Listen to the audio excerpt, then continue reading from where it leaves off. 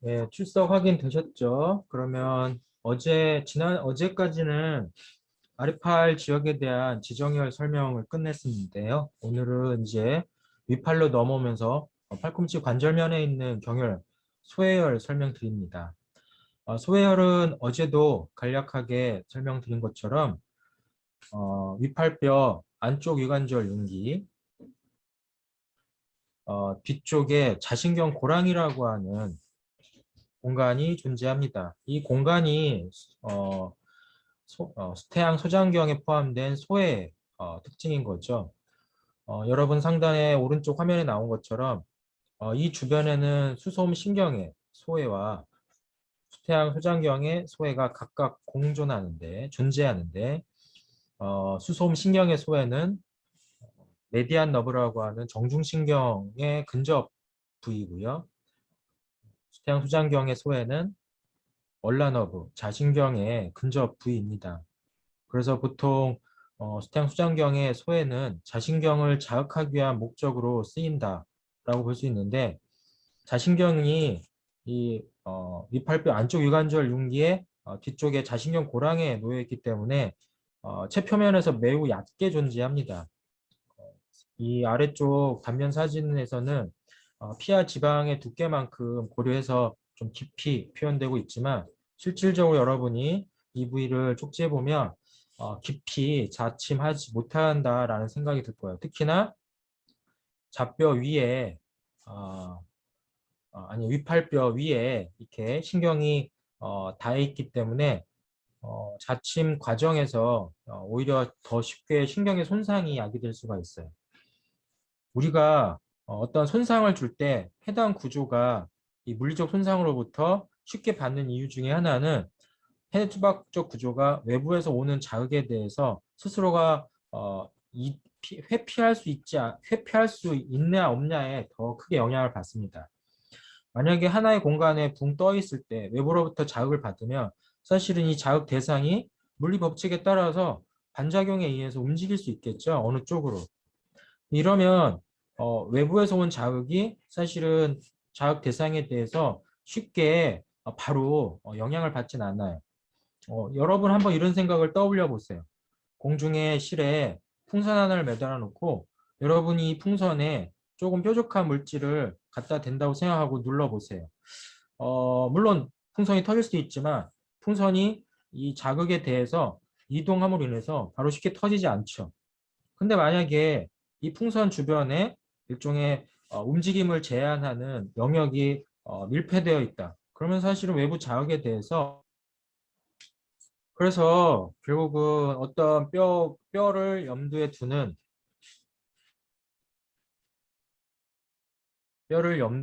구조물의 근처에 있는 해박적 구조를 자침을 비롯한 여러 물리적 자극을 할 때 위험 고려를 해야 되는 거는 해당 해박적 구조물이 더 쉽게 손상받을 수도 있더라. 이런 측면을 여기서 설명드립니다. 그래서 자신경 고랑에 있는 자신경을 자극할 때 강자극도 일어날 수 있지만 자신경의 직접적 손상도 일어날 수 있다. 어제도 이야기 드렸지만 힘줄, 신경의 손상은 회복 과정에 매우 오래 걸리는 상황입니다. 그래서 자침 시 구조의 손상들은 이후에 이 재활되고 복구되는데 상당히 오랜 기간이 설정이 되니까 만약에 여러분이 미래 한의사로서 치료 활동을 하다가 이러한 손상이 일어난다면 환자를 안심시키고 충분히 이해시킨 뒤에 그것이 회복될 때까지 충분히 계속 피드백과 관리를 해주셔야 됩니다. 뭐 그런 과정을 생략하면 바로 의료사고라고 소송에 엮일 수가 있어요. 예. 뭐 의료사고라고 하는 것을 여러분이 극복하는 여러 방법들은 앞으로 배우겠지만 어쨌든 환자가 겪는 고통을 고려한다면 여러분이 마냥 경계하는 거에서 끝날 수 있는 문제는 아니겠죠. 그런 측면에서 신경을 얘기를 하는 거고요. 이제 자신경은 심부에 있는 거고 피부면을 지배하는 피부신경은 이런 신경이겠죠. 안쪽 아래 팔피부신경. 근육은 방금 말한 것처럼 이 부위에 직접적인 근육은 없어요. 그러니까 오히려 관절 지역이기 때문에 인대가 관절 주머니가 있고 그 다음에 좌쪽 유관절 융기 주변으로는 굽힌근이 통과하기 때문에 닿기 때문에 그 중에 하나인 굽힌근을 수소음 경근, 수태양 경근의 입장에서 좌쪽 손목 굽힌근까지 포함하고 있습니다. 혈관은 이 관절면을 곁도는 혈관들이 주로 있겠죠. 이런 부분들은 다 해박 자료를 통해서 확인하기 바랍니다. 수태양 소장경에 속하면서 합혈로 알려져 있습니다. 우리가 전통적으로 오수열 중에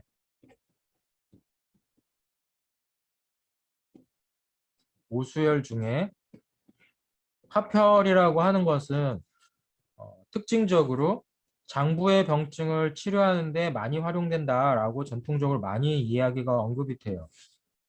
그런데 그렇다면 수태양 소장경이니까 이 소해라는 합혈은 소장의 병을 정말 치료할 수 있는 것인가에 대한 질문을 아니면 평가를 해야 되는 건데 앞에서 개괄적으로 얘기한 것처럼 수태양 소장경의 경맥의 경맥 병후에 소장의 병후가 없다라는 점을 고려한다면 수태양 소장경의 합혈인 소해도 소장의 병을 직접 치료한다라고 하는 전통적 근거가 뚜렷하지 않습니다.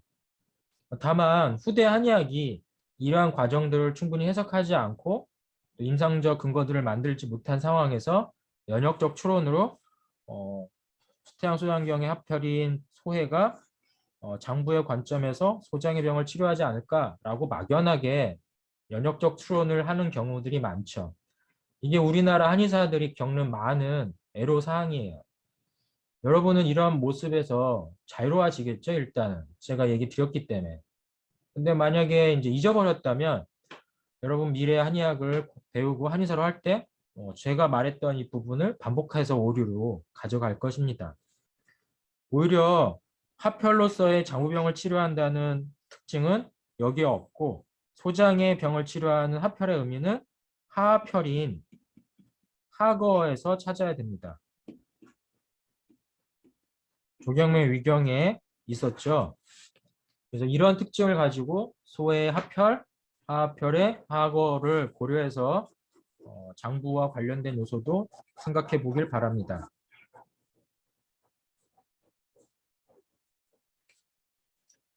오늘날 주로 쓰이는 거는 수태양 경맥의 경맥병으로 염두에 두고 그 유주 분포에서 가장 우선순위를 갖는 이제 머리와 뒷덜미 병증. 뒷덜미라는 건 또 어저께 이야기 드렸죠. 그 다음에 이제 위팔 쪽으로 가겠습니다. 위팔 쪽은 어깨 뒤쪽에서 보면 일단 크게 보면 뼈의 구조를 보면 어깨뼈, 어깨뼈와 관절을 이루는 위팔뼈가 뒤쪽에서 관찰 가능하겠죠. 이 공간 안에서 위팔뼈의 뒤쪽 공간을 차지한 대표적 근육은 위팔 세갈래근이 되겠죠. 그리고 어깨 관절과 이루는 관절의 근육들이 위팔뼈의 위쪽, 뒤쪽 모서리에 닿죠. 그 중에 하나가 작은 원근, 큰 원근, 그 다음에 가시 아래근, 가시 윗근 등이 있겠죠. 그리고 또 엉덩이에서 허리 쪽으로 해서 위로 올라가는 넓은 등근이 있었죠. 이런 근육의 역할들을 여러분이 채표면의 그림을 보고도 충분히 알아야 됩니다. 왼쪽 그림에서 보면 일단 어깨 관절의 가장 표측면에 어깨 세모근이 있고 그 다음에 위팔 세갈래근이 있고 어깨를 감싸는 근육등이 있고 그 다음에 넓은 등근이 있다는 걸 알 수 있습니다. 그 공간 안에 결에 따라서 근육과 관련된 결, 구조에 따라서 수태양 소장경의 경혈들이 나열되어 있죠. 견정입니다. 어깨 관절면을 이루는 부위에서 찾을 수 있는 경혈입니다. 견정이라고 하는 표현은 여기서 한자로 썼지만 한글로 썼지만 한글로 표현하지만 이런 글자로 쓰여지는 견정혈도 있어요. 이거는 족소양 담경에 있는 어깨 윗모서리에 있는 이쯤에 있어요. 견정혈이 하나 있습니다. 그것과 한글 표현이 똑같은 만큼 한글적 표현을 쓸 때 두 종류의 견정이 있구나라고 떠올려야 됩니다. 그 중에 하나는 어깨 관절면을 뒤쪽에서 바라볼 때 있는 경혈이다 라고 생각할 수 있습니다. 그래서 어깨 세모근의 아래 모서리쯤에 있을 수도 있고요. 좀 이따가 해박적 구조로 좀 다른 설명을 드릴게요. 그래서 최표면에서는 어깨 세모근, 그 다음에 좀 더 깊은 부위에서는 위팔 세갈래근의 긴 갈래, 그리고 큰 엉근, 넓은 등근이 주변에 있다. 그런 단면을 여기에 오른쪽 아래 사진에서 보여주고 있습니다. 이런 근육층 고려해서 신경 등 살펴볼 수 있겠죠. 가축 피부가지, 겨드랑이 신경. 가장 중요한 건 겨드랑이 신경이 될 것입니다. 겨드랑이 신경은 목에서 내려오는 신경과 등에서 내려오는 신경이 합쳐져서 브라키알 플렉서스라고 하는 위팔 신경 얼개를 만들고, 그 신경이 겨드랑이를 통과해서 갈 때 겨드랑이 영역에서 겨드랑이 신경이라는 말로 명칭이 바뀝니다. 이것은 결국 위팔 아래팔을 통해서 내려올 때 노신경, 정중신경, 자신경 등등 아래팔을 지배하는 다양한 신경으로 갈라지죠. 그래서 여기에 그런 표현이 있는 것입니다.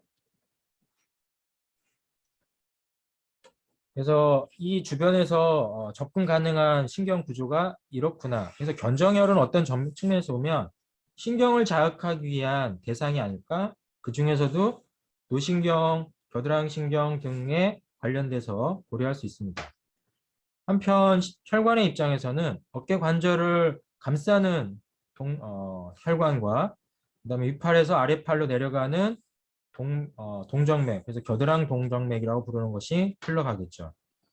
깊은 부위에 있기 때문에 자입 깊이가 기본적으로 깊을 수밖에 없어요. 그래서 1촌에서 1.5촌이라고 깊이 자침하는 것은 체표면을 자침하는 게 아니라 관절면까지 뚫고 들어가서 심부 구조를 자극할 수 있어요 라고 하는 얘기를 하는 것이죠. 그 과정에서 어깨 관절 질환을 국소적으로 치료할 수 있는 대상이 됩니다. 이러한 측면을 고려해서 어깨 관절면 주변에 있는 내용을 어깨 뒷면에서 관찰 가능하도록 이렇게 근육의 단면 사진들을 찾아볼 수 있겠죠. 예, 작은 원근, 큰 원근, 가시 아래근 등이 있다라는 점 알 수 있겠죠. 그래서 이건 어깨 벌림, 어깨 벌림, 모음 할 때 많이 활용되는 어깨 운동의 중추적인 역할들을 하겠죠. 그래서 견정은 대략 이 부위에 가깝다라고 얘기할 수 있는 것입니다. 이 부위에 가깝다. 견정에서 조금 바깥쪽으로 넘어가면 다음 시간에 수행 3초경을 배울 때 노회라는 경혈들이 나올 텐데, 노회는 오히려 이제 조금 다른 구조와 관련될 수 있으니까 이런 측면을 고려해서 견정과 노회가 근접거리에서 서로 다른 구조와 관련되어 있구나라고 생각하면 되겠습니다.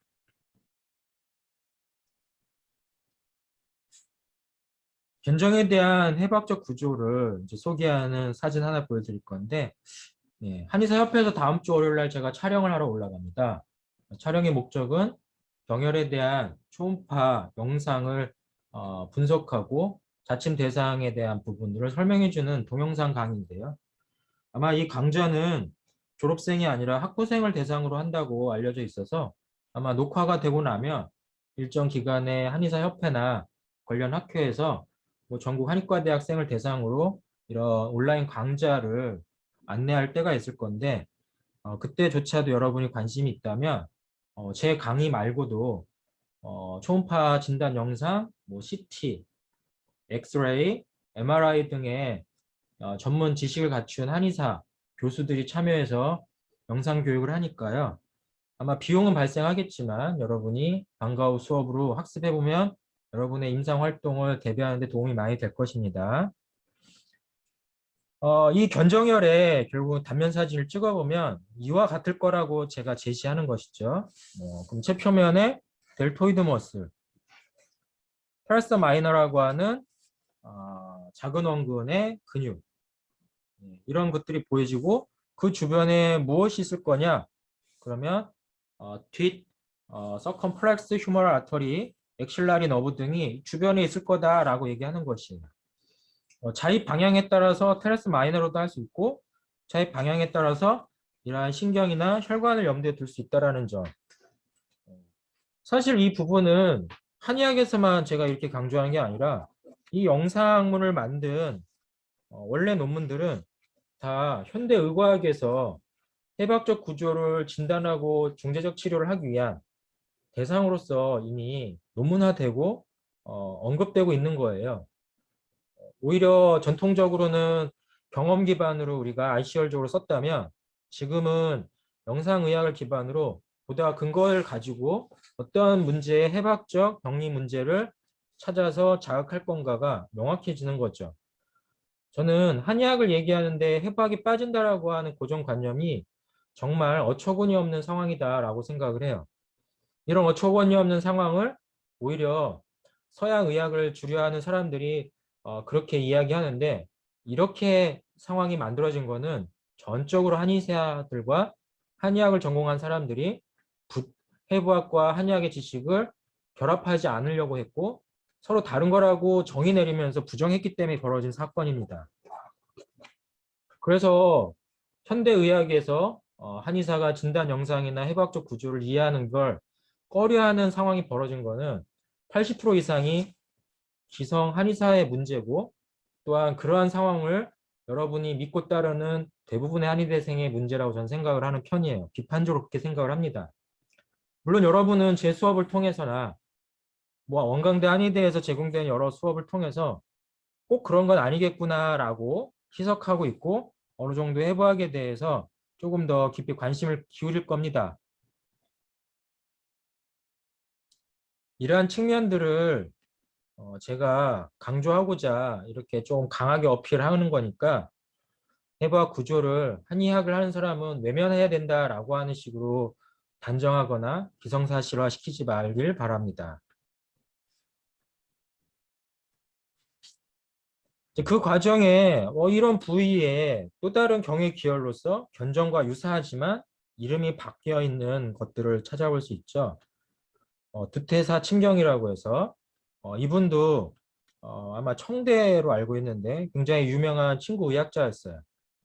갑봉이라고 하는 경의 기혈을 언급을 했는데 결국은 해부학적 대상으로 보면 지금 말했던 수태양 소장경의 견정혈의 대상과 비슷하고 그 치료는 뭐였죠? 어깨 통증인데 여기 재미난 내용이 나와요. 등 통증을 동반한 어깨 통증이라고 나와요. 그러면 여러분은 이 구조가 무엇인지 명확하게 설명할 수 있어야 돼요. 그것이 무엇일까요? 머릿속에서 제가 말하고자 하는 걸 떠올렸다면 여러분은 제가 생각한 대로 학습하고 있는 거고 아무 생각이 안 떠올랐다면 예, 제가 별로 어저께 말처럼 편도체 강화시키는 교수일 뿐인 거죠. 기억이 안 나는 거는 편도체가 강화된 학생들은 기억이 안 나요. 편도체의 특징이 기억을 단절시키는 역량이 아주 강해요. 무엇일까요? 이 근육입니다. 말은 안 할게요. 보면 딱 알아야겠죠? 그 다음에 노수라고 하는 경혈, 수태양 수장경에 포함된 경혈을 소개합니다. 노수라는 말을 쓸 때 위치는 어디냐? 바로 이 부위입니다. 어깨뼈 가시가 있고요. 가시는 이어져서 가쪽으로 어깨 봉우리를 이룹니다. 그리고 이 봉우리 아래쪽이 어깨 관절면을 이루어요. 이 부위가 해박적으로 되게 특징적인 모습이 드러나는데요. 그것도 그림으로 한번 보여드릴게요.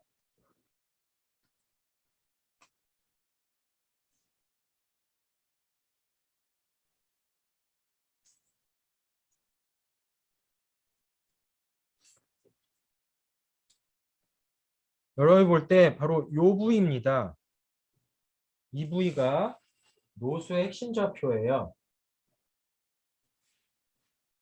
그럼 이 부위가 왜 중요할까요? 바로 신경이 아주 중요한 신경이 통과해요.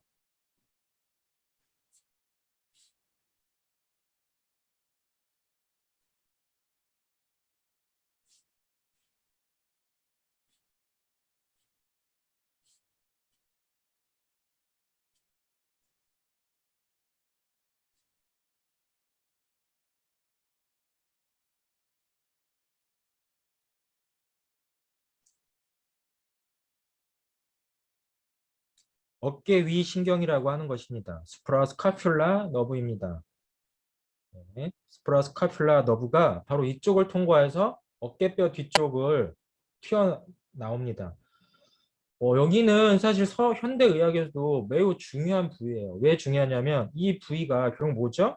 뼈 위를 거쳐서 어깨뼈 위로 나오는데 이런 부분이 주로 트랩이라고 하는 현상이 일어나요.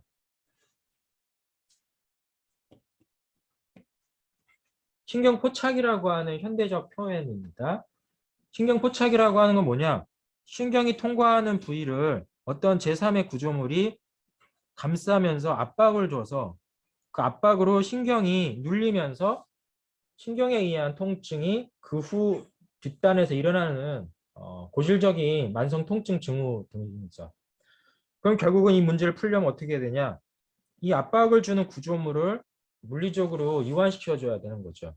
물론 이 압박을 야기하는 원인은 근육의 부종, 아니면 낭종과 같은 새로운 신생물의 발생, 아니면 혈관의 압박 등등 여러 가지 원인이 있어요. 그래서 이런 트랩이 신경 포착에 생길 수 있는 중요 구조물이라는 거예요.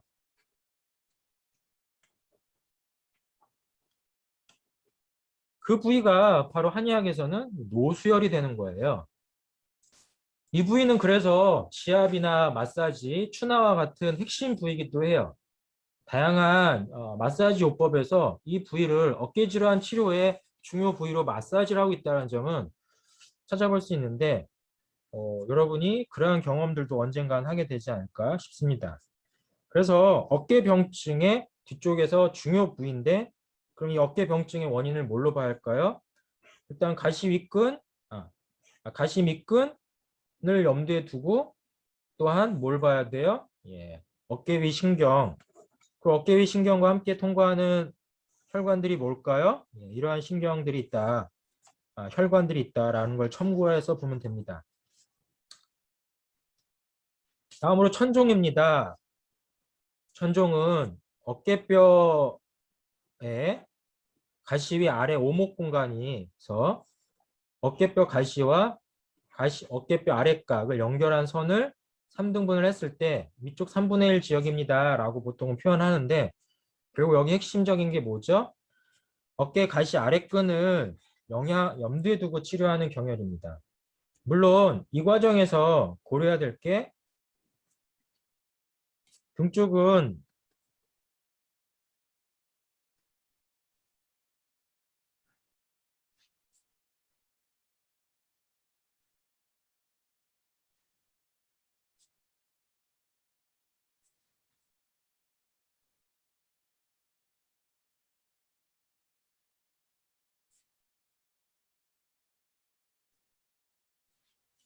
어깨뼈를 이렇게 염두에 뒀을 때 이 안쪽에 통과한 이 근육이 가시 아랫근이라고 얘기하는 거죠. 근데 잘 보면 주변에 등세모근이라고 하는 트라페지우스의 아랫모서리가 어깨뼈 가시로 이렇게 올라가면서 여기를 덮어요.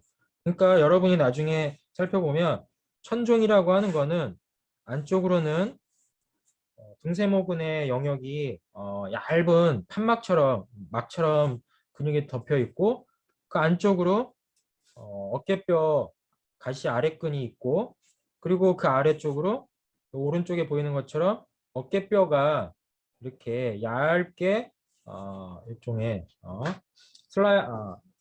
슬레이트처럼 존재하겠죠. 여기서 우리가 종에 생각해 봐야 될 게 이 어깨뼈라고 하는 거는 궁극적으로 살아있을 때는 매우 말랑말랑해요. 매우라는 말은 뺄게요. 말랑말랑해요. 물론 뼈지만 어느 정도 연골적 느낌이 있어요. 그래서 고려해야 되는 게 뭐냐?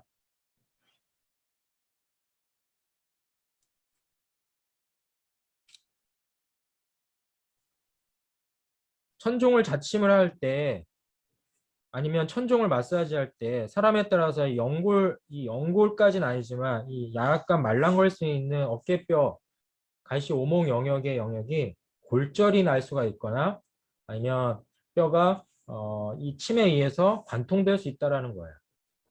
뼈가 침으로 어떻게 관통해요? 그런데 이런 부위는 관통될 수 있어요. 그러면 그 안쪽에 뭐가 있죠? 갈비와 뒤쪽에 허파 영역이 있는 거죠.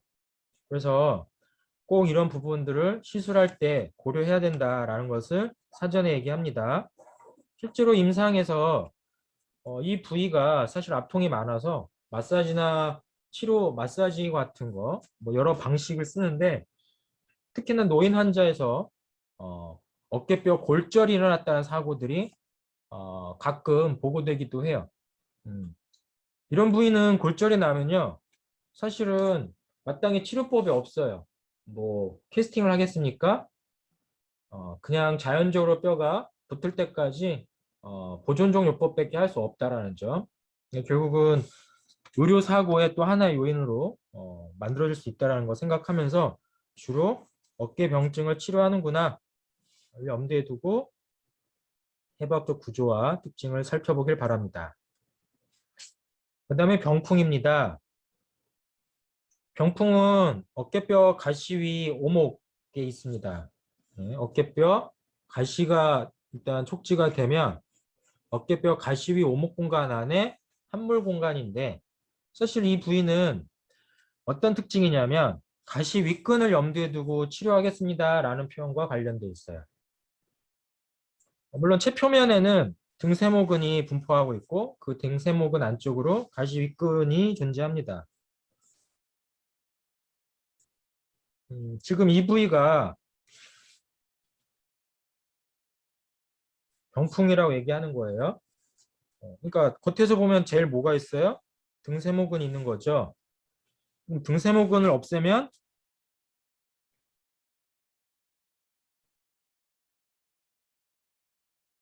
그 위에 뭐가 있을까요? 여기에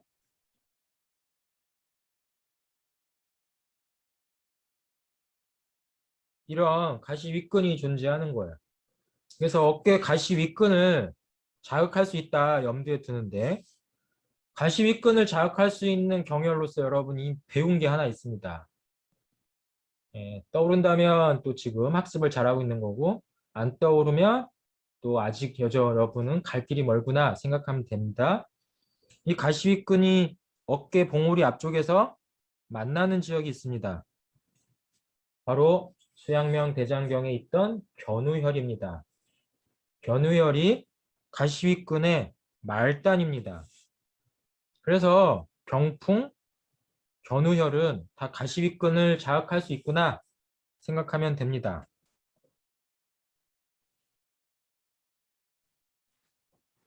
이러한 식으로 생각하면서 네,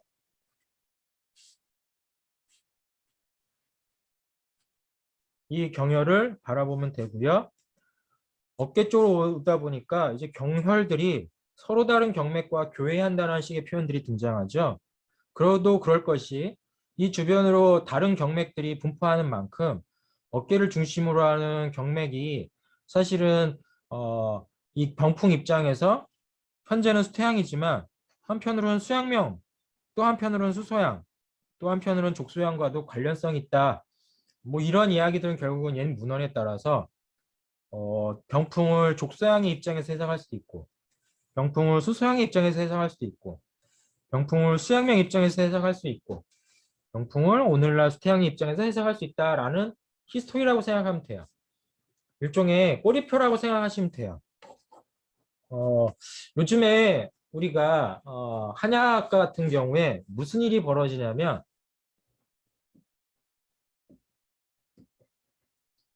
이력 추적이라고 하는 제도가 있어요. 그건 뭐냐? 한약재가 어디서 생산이 됐고 그것이 어디로 유통이 돼서 최종적으로 어디에서 포장이 돼서 나에게 왔냐라고 하는 것을 기록하는 거죠.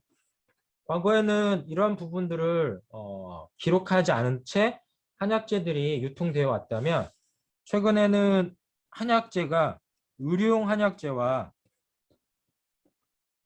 식용 한약재로 나눠져 있습니다.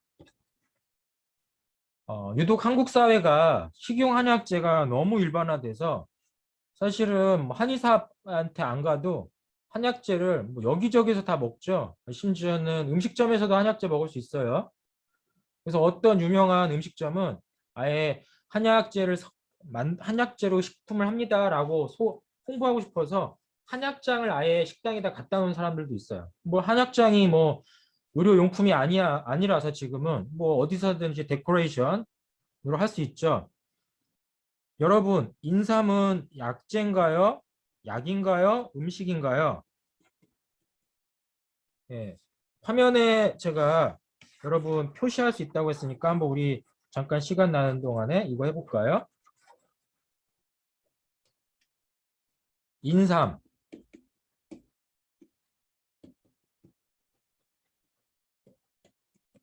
둘 중에 어디에 있나요? 여러분이 한번 메모를 여기다가 뭐 무슨 방식이든 한번 표시해 보겠습니까? 예, 상호작용이 가능한지 확인해 볼 겸 마우스로 클릭하든지 태블릿 PC로 뭐 하든지 화면에다가 한번 표시를 해보세요. 표시가 되나요? 안 되나요? 여러분 각주 기능을 주석 작성이라는 메뉴를 쓰시면 됩니다. 예. 줌 메뉴 안에 주석 작성이라고 하는 도구가 있는데 그걸 이용하면 화면에다 표시할 수 있습니다. 예.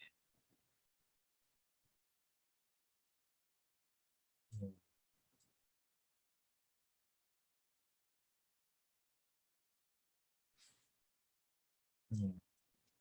지금 남광규 학생이 아주 절묘한 표시를 했네요. 예. 제가 볼 때 남광규 학생의 표시가 정확합니다. 그렇죠? 약이기도 하고 식용이기도 하고 그렇죠? 예. 근데 사실 잘 보면 우리나라에서 인삼이 제일 많이 팔리는 유통이 어딜까요? 유통의 입장에서. 약일까요? 식용일까요? 네, 그런 입장을 생각하면 어떤 학생은 식용에다가 표시할 거고, 그냥 그래도 한의원에서 한약 쓰니까 여기다 표시할 수도 있겠죠. 네, 남강규 학생 같은 경우가 제일 정확한 표현을 한 거고요. 솔직히 여러분, 우리나라에서 인삼으로 매출을 제일 많이 올리는 기관이 담배인삼공사입니다. 홍삼정 이런 것들을 유통을 하고 있죠. 그러면 담배인삼공사에 그 홍삼을 유통 판매하는 거는 약으로 판매할까요? 식용으로 판매할까요? 이런 구분이 잘 안 떠오른다면 여러분이 본초 공부도 대충 하고 있는 거예요. 엄밀히 말하면 담배인삼공사가 유통하는 인삼은 식용입니다. 약이 아니에요. 그래서 그거를 우리는 건강, 기능성 식품이라고 얘기합니다. 일명 요약하면 건기식이죠. 우리나라 인삼의 대부분은 식용으로 유통이 됩니다. 그 중에 극히 일부분, 극히라는 말은 안 하겠지만 일부분이 약으로 유통이 돼요. 물론 약으로 유통되는 거는 제약회사와 한의사와 이러한 의료인을 통해서 소비가 되겠죠. 그런데 실제 우리나라에는 인삼을 재배하는 산지가 아주 많아요. 뭐 가까이 가서 보면 진안이 있고 충청남도에는 금산이 있고 뭐 기타 등지에서도 인삼 재배를 하는 곳을 시골만 가도 여러분 여기저기서 볼 수 있죠. 그 대부분은 약으로 판매하기 위해서 거기서 재배할까요? 그 중에 90%는 다 식용으로 판매하려고 재배하고 있습니다. 어차피 한의사가 이 재배하는 인삼을 모두 수급할 수가 없어요. 예, 소모할 수 없다는 거죠. 그러니까 인삼 재배 농가 입장에서는 한의사만을 바라보고 해바라기처럼 인삼 재배하기가 어려운 거예요. 이렇듯 우리나라는 결국은 농산물 중에 약재가 엄청 많은 상황이 벌어진 것입니다. 이러한 상황에서 약의 질 관리가 안 되죠. 예, 식품과 약재의 질 관리는 엄격히 달라야 되는데 그래서 도입한 제도가 약물의 이력 추적 제도인 것입니다. 참고로 이 제도는 이명박 대통령 재임 시절에 만들어진 제도고요. 그 이유 중에 하나는 중국에서 들어오는 값싼 한약재, 식용으로 들어오는 중약재를 포장해서 약재로 둔갑시키는 일. 그래서 가격 마진을 올리려고 했던 다양한 문제들을 보완하고자 약물 목적으로 유통된다라는 식으로 찾기 위해서 이력 추적제를 했죠. 그래서 지금은 규격제 한약품만을 쓰게끔 돼 있습니다. 한의원들이. 규격제 아닌 한약재를 만약에 한의원에서 쓰잖아요. 의료법 위반으로 단속됩니다, 여러분. 네, 여러분이 아무 생각 없이 내가 산에 가서 백출, 지황, 복령 이런 것을 눈에 띄어서 찾아가지고 이걸 가지고 내가 가공해서 내 한의원에서 약으로 써야지 그러면 불법 의료행위가 됩니다. 더 이상 여러분은 여러분이 스스로 약을 채취해서 한의원에서 쓸 수가 없어요. 여러분이 약을 채취해서 약재를 만들려면 한약재 이력 추적 유통에 사업자 면허를 따로 받아야 돼요. 이런 얘기를 드리는 이유는 어떤 점에서 보면 이력 추적을 통해서 시작부터 끝까지를 모두 알아야 한다는 거죠. 제가 왜 한약 얘기를 격렬하게 해요? 그러면 교회라고 하는 표현은 이 경혈이 가지고 있는 꼬리표예요. 이런 이력 추적의 꼬리표. 이 경혈이 수태양의 입장에 오늘날 있지만 이력을 추적해보면 이게 수양명 또는 수소양, 족소양의 흔적도 남겨져 있다라는 것을 얘기하는 거예요. 그러니까 결국 어깨의 부위는 현재는 수태양이지만 어떨 때는 수양명, 수소양, 족소양일 수도 있는 거고 사실 주변에 실제로 수소양경, 족소양경의 경혈들이 주변에 있어요. 그러니까 그들과 공생관계에 있다라고 생각해 봐야겠죠. 그래서 교회열을 이해할 때는 이걸 어떤 측면의 장점이에요 라고 얘기할 때 이러한 특징으로 바라보길 바랍니다. 결국은 이 대상이 뭐였다고요? 등세모근이냐? 등세모근이었으면 이쪽일 거고 가시위근이었다면 이쪽일 건 거죠. 그러니까 가시위근 지배하는 경혈 하나를 추가로 찾으라고 하면 수양명경의 견우열이 되었던 것입니다. 지금 화면이 좀 지저분해졌죠. 이걸 제가 일방적으로 지울 수 있는 한은 메뉴를 좀 봐야겠네요.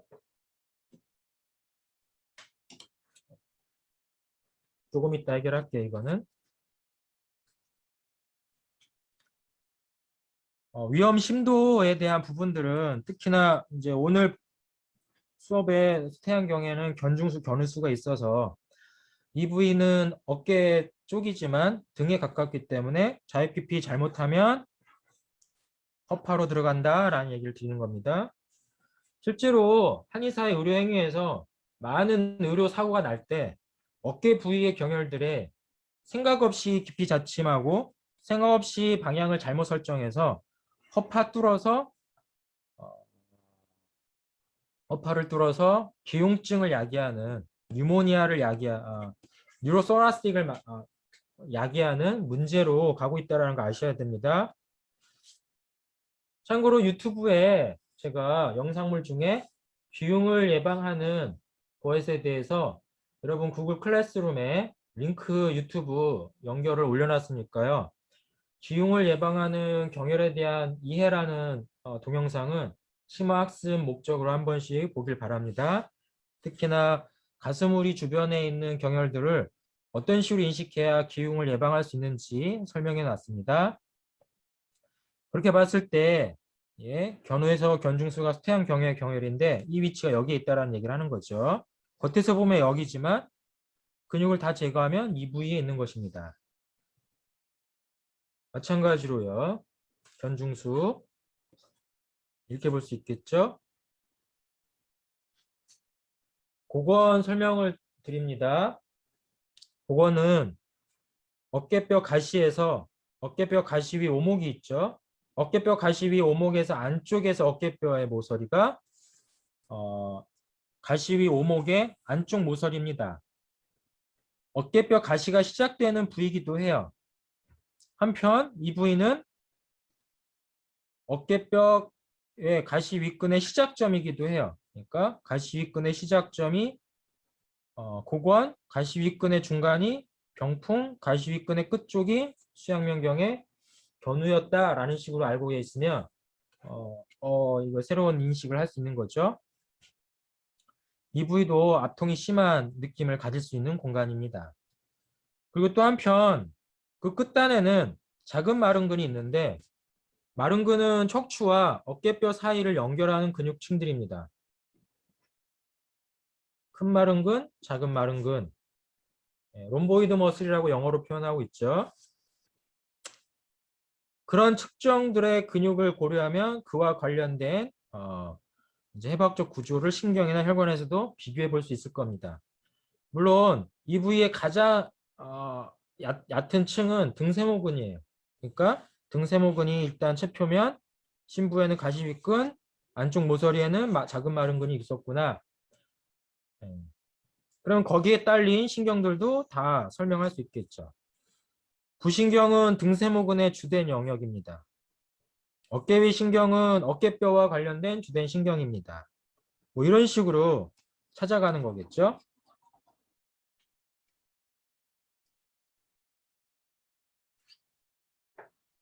다음으로 견외수 설명드립니다. 견외수, 어깨뼈에서 바깥쪽에 있습니다. 근데 뭐 어깨뼈 바깥이 있습니다 하고 하지만 척추와 어깨뼈 사이에 있습니다. 견외수. 최표면에서 보면 지금 오른쪽 상단에 나와 있는 것처럼 이런 위치예요. XY 좌표 개념으로 좌표화 시켜보면 도도혈에서 가장자리로 있습니다. 도도혈은 동맥의 첫 번째 등뼈 가시돌기를 기준으로 찾는 경혈이죠. 그래서 도도혈에서 가쪽 삼촌에 있습니다. 가쪽 삼촌이라고 하면 우리가 형태학적으로 손바닥 하나의 폭 정도를 염두에 두죠. 또는 어깨 척추뼈와 어깨뼈 안쪽 모서리의 거리가 또 삼촌이라는 식으로 영역 구분도 하죠. 그런 영역 구분을 했을 때 어깨뼈 윗각의 위쪽에서 찾는데 여기에 핵심적인 대상은 얕은 층은 등세모근인데 약간 들어가면 어깨 올림근이 또 하나의 중요 대상이고 머리 널판근이 또 깊은 쪽에 있고 되게 어깨 위쪽에는 여러 근육들이 또 그거 이외에도 많죠. 예, 얕은 층에서 깊이 들어갈수록 다양한 근육 등을 일종의 널판지 쌓아놓듯이 겹겹이 뚫고 들어갈 수 있다 생각하면 됩니다. 그 중에서도 핵심은 어깨 올림근이 될 것입니다. 여러분 생각할 때 이거는 한의학뿐만 아니라 현대의학에서도 어깨 올림근을 병리적 소견으로 보고 자극하려고 하는 기술이 굉장히 많이 등장합니다. 어깨 올림근만이라도 잘 자극해도 어깨 질환의 상당한 부분을 치료적으로 활용할 수 있다는 것은 이미 해당 임상의학에서는 널리 알려진 사실이에요. 견해수는 바로 그러한 부분에 접근 가능한 경혈이기도 합니다. 다만 그 부위를 잘못 측정하다 보면 심도가 깊어져서 허파로 뚫고 들어갈 수 있다는 위험이 있는 거죠. 그래서 여기에 자극의 대상이 염두에 두고 주치 병증은 목과 어깨 병증을 치료하는 거예요. 이 병증을 우리는 황배강수수, 한강증이라는 말로 쓰이기도 하죠. 한약적 표현이죠. 그래서 이러한 특징을 염두에 두는 아시아라는 걸 알 수 있습니다. 이걸 염두에 두고 견해수 주변에서의 초음파 영상 진단을 직접 해본 것을 보여드리고 있습니다. 아까 말한 것처럼 얕은 층의 등세모근, 깊은 층의 마른근과 어깨 올림근을 각각 단면으로 볼 수 있더라. 근데 그 과정에 좀 조심해야 되는 건 결국은 갈비사이근이라는 갈비 역할, 그 밑에 가슴우리의 공간에 허파 영악이 있다는 것 때문에 저층 깊이 잘못 정하면 아무 생각 없이 이렇게 깊이 들어가겠죠. 이러한 위험성을 고려해서 항상 영상의학을 기반을 두고 깊은 부위 자침을 설정하는 것도 바람직합니다. 얕은 층이야 여러분 영상의학을 안 써도 그냥 대충 자침한다고 생각할 수 있을 거예요. 근데 깊은 부위 자침은 여러분이 어떠한 자질과 역량을 가지고 감해할 수 있을까요? 한의사 10년차 정도 역량이 되면 뭐 이런 위험성을 회피할 수 있지만 한의사 1년차, 2년차 안에 이러한 깊은 부위를 아무 꺼리낌 없이 여러분이 할 수 있을까요? 네, 한 번의 사건이 여러분 인생을 완전히 망칠 수 있는 의료사고로 번질 수 있는데 그걸 감행한 의료 행위를 할 수 있을까요? 못합니다. 네. 그러면 결국 뭐가 필요하죠? 도구가 필요하죠. 그 도구가 뭐라고요? 영상진단의학이 될 거예요. 그래서 미래 한의학의 초음파 진단 영상은 진단 목적이 아니라 치료 행위의 안전성을 확보하기 위한 수단으로 여러분이 필요한 거겠죠. 사실 어떤 한의학자가 저를 보고 그러더라고요. 예, 현대 한의학에서 경혈학의 역사를 쓰실 교수라고. 왜 그래요? 그랬더니 경혈학을 초음파 진단 영상과 엮어서 강의하고 학문적으로 발전시킨 인물 중에 하나로 등장하지 않겠냐고. 물론 지금 역사는 아니고 한 세대가 지난 30년 이후의 역사는 김지호라고 하는 이름을 이러한 인물로 여러분이 생각하는 것처럼 제가 설명한 것처럼 이해해 줄 날이 올까요? 그처럼 아직도 현실에 경혈학 교육에 제가 표현한 이런 해박적 대상에 대한 위험성 여부를 강조하는 것은 아쉽게도 원광대 한의대 경혈학이 위주가 있고 그 외에서는 여전히 전통의학에 기반을 두는 관념적 경혈의 임상 응용을 강조하고 있다는 점이 좀 아쉽긴 합니다.